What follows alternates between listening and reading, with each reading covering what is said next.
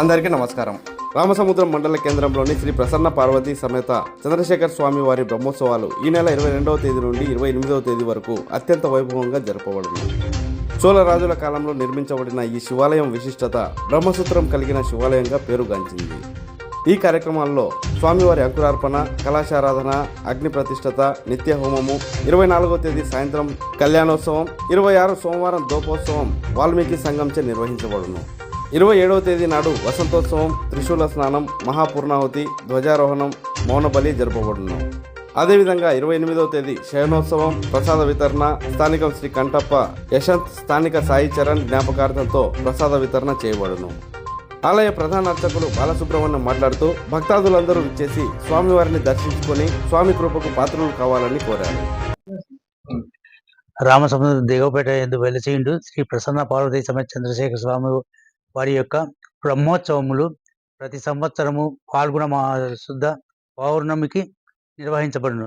ఈ సంవత్సరము 22/3/24వ తేదీ నుండి 28/3/24వ తేదీ వరకు జరుగును. 22వ తేదీ అంకురార్పణ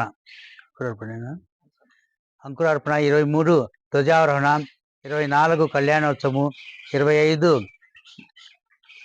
రథోత్సవము, 26 దోపోత్సవము, 27 వసంతోత్సవము, 28 శయనోత్సవము నిర్వహించబడును.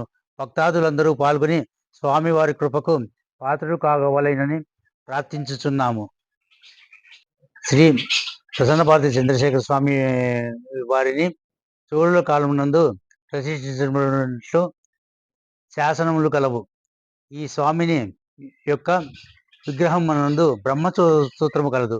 ఈ స్వామిని దర్శించుకున్న 1000 ఆలయములు దర్శించుకున్నంత భాగ్యము కలుగునని నానుడి.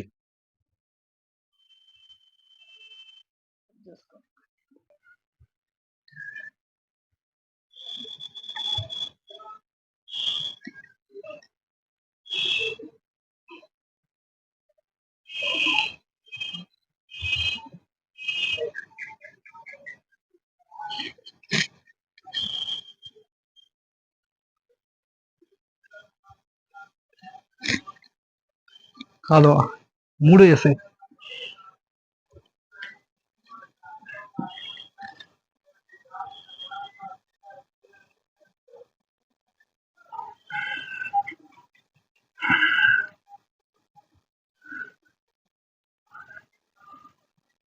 చాలా